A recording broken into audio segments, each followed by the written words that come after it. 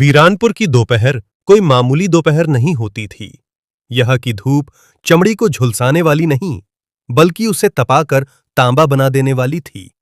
रामू की कुदाल जब सूखी मिट्टी पर पड़ती, तो उससे निकलने वाली आवाज पूरे सन्नाटे को चीर देती थी। रामू की कदकाठी किसी तराशी हुई मूर्ति जैसी थी। उसकी उम्र भले ही 30 की थी, लेकिन 12 साल की कड़ी मजदूरी ने उसके शरीर की एक एक नस को उभरा हुआ और मजबूत बना दिया था। जब वह बिना कमीज के खेत में काम करता, तो उसके चौड़े कंधों और कसरती बाजुओं पर पसीने की बूंदें ऐसे चमकती थीं, जैसे तांबे पर पिघला हुआ सोना गिर रहा हो। उसकी छाती के बाल पसीने से भीगकर उसकी पकी हुई त्वचा से चिपक जाते। ठाकुर बलवंत सिंह अपनी हवेली की मुडेर पर बैठा अपनी मूंछों को ताव देते हुए रामू को देखता। ठाकुर की आंखों में रामू की मेहनत के लिए सम्मान नहीं, बल्कि एक अजीब सी ईर्ष्या और वासना थी। ऐसी वासना जो दूसरों की ताकत को कुचलकर आनंद पाती थी। रामू! ठाकुर की कड़क आवाज गूंजी। रामू ने रुककर अपनी बांह से माथे का पसीना पोंछा। उसकी सांसें तेज चल रही थीं, जिससे उसकी पसलियों का उतार चढ़ाव साफ दिख रहा था। जी मालिक, आज शाम तक ये पूरा कोना खुद जाना चाहिए, वरना रात के खाने की उम्मीद मत रखना, ठाकुर ने चबाते हुए कहा। रामू ने कुछ नहीं कहा। उसकी गहरी भूरी आंखों में एक खामोश तूफान था। वो फिर से काम में जुट गया। उसे भूख की आदत थी, लेकिन उसे प्यास उस सुकून की थी जो उसे समाज से कभी नहीं मिला। वो अपनी मर्दानगी और ताकत को इस मिट्टी में दफन कर रहा था, क्योंकि उसके पास उसे बांटने के लिए कोई नहीं था। सूरज ढल चुका था। आसमान में सिंदूरी रंगत अब गहरे कालेपन में बदल रही थी। गांव के लोग अपने घरों में दुबक चुके थे, क्योंकि वीरानपुर के उस अंतिम छोर वाले पीपल के पेड़ की कहानियां किसी के भी खून को बर्फ कर देने के लिए काफी थीं। लेकिन रामू के लिए वो पेड़ एक प्रेयसी की तरह था। उस रात सावन की उमस भरी गर्मी थी। हवा में नमी थी, लेकिन ठंडक नहीं। रामू अपनी झोपड़ी से निकला। उसके हाथ में 2 सूखी रोटियां और एक प्याज था। वो धीरे धीरे उस विशाल पीपल की ओर बढ़ा। पीपल की जड़ें जमीन से ऊपर की ओर उठी हुई थीं, जैसे कोई विशालकाय अजगर लेटा हो। रामू वहां जाकर बैठ गया। उसने अपनी कमीज उतार दी थी, क्योंकि उमस असहनीय थी। रात की हल्की चांदनी उसके उभरे हुए सीने और सपाट पेट पर पड़ रही थी। अचानक हवा का एक झोंका आया। वो झोंका सामान्य नहीं था, वो बर्फीला था, जो रामू की तपती हुई त्वचा को छूकर निकल गया। रामू के शरीर के रोंगटे खड़े हो गए। छन छन छन। पायल की वो आवाज रामू के कानों में किसी संगीत की तरह नहीं, बल्कि एक सिहरन की तरह उतरी। उसने मुड़कर देखा। पेड़ के पीछे से एक साया उभर रहा था। वो चमेली थी। चांदनी में उसका सफेद लिबास चमक रहा था। उसके बाल घुटनों तक लंबे थे, और उसकी आंखें, वे आंखें नहीं, बल्कि 2 गहरे कुएं थे, जिनमें वासना और विरह का सदियों पुराना पानी भरा था। उसका रूप ऐसा था कि कोई भी पुरुष उसे देखते ही अपना आपा खो दे। उसके चेहरे पर एक अलौकिक आकर्षण था, जो किसी भी जीवित स्त्री में मिलना नामुमकिन था। तुम डरे नहीं? चमेली की आवाज हवा की सरसराहट जैसी थी। रामू ने उसे ऊपर से नीचे तक देखा।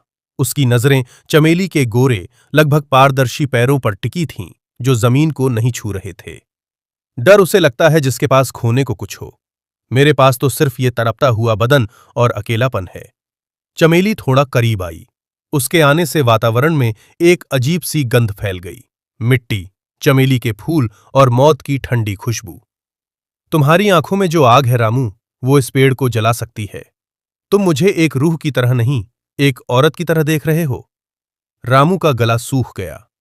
तुम जो भी हो, इस वीरानपुर में सबसे सुंदर हो। चमेली ने अपना हाथ आगे बढ़ाया। उसका हाथ रामू के चौड़े कंधे के ठीक ऊपर हवा में ठहर गया। रामू को महसूस हुआ जैसे बर्फ का कोई टुकड़ा उसकी गर्म त्वचा के करीब लाया गया हो। उस ठंडक और गर्मी के मिलन ने रामू के भीतर एक अजीब सी तलब पैदा कर दी। कितने साल बीत गए? चमेली फुसफुसाई। उसकी आंखों में एक गहरी चमक उभरी। किसी ने मुझे इस नजर से नहीं देखा। क्या तुम्हें पता है कि एक अतृप्त आत्मा की प्यास क्या होती है? रामू ने अपनी रोटी नीचे रख दी। वह खड़ा हुआ और चमेली के बिल्कुल करीब आ गया। वह जानता था कि वह एक प्रेतनी है, लेकिन उसका पौरुष उस समय किसी भी डर पर भारी था। उसने अपना हाथ उसकी ओर बढ़ाया। जैसे ही रामू की उंगलियां चमेली के गाल के पास पहुंचीं, उसे बिजली का एक हल्का झटका लगा। वह उसे छू नहीं पा रहा था, लेकिन महसूस कर पा रहा था। मैं तुम्हें तृप्त करना चाहता हूं। रामू की आवाज भारी और मर्दानी थी, चाहे इसके बदले मेरी जान ही क्यों न चली जाए। चमेली की हंसी पूरी रात में गूंज उठी। जान? जान तो बहुत छोटी चीज है रामू। मैं तुम्हारी रूह चाहती हूं। क्या तुम तैयार हो उस सुख के लिए जो... उसी समय आसमान में बिजली कड़की। मूसलाधार बारिश शुरू हो गई। बारिश की बूंदें रामू के नग्न बदन पर गिरकर फिसलने लगीं। चमेली उसके चारों ओर चक्कर लगाने लगी। उसकी सफेद साड़ी बारिश में और भी चिपक गई थी, जिससे उसके शरीर की बनावट साफ झलक रही थी। रामू ने महसूस किया कि उसकी रगों में खून नहीं, बल्कि लावा बह रहा है। वो उस पेड़ के तने से सटकर खड़ा हो गया और चमेली उसके बिल्कुल सामने थी। उनके बीच की दूरी मिट रही थी। भौतिक और आध्यात्मिक दुनिया का मेल हो रहा था।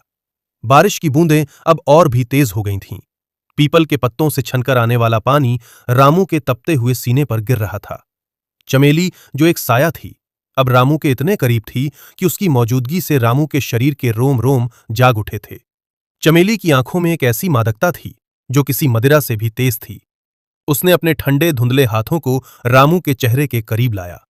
रामू ने आंखें मूंद लीं। उसे महसूस हुआ जैसे कोई ठंडी रेशमी डोर उसकी गर्दन से होते हुए उसकी चौड़ी छाती पर रेंग रही हो। यह एहसास इतना तीव्र था कि रामू के मुंह से एक दबी हुई आह निकल गई। रामू?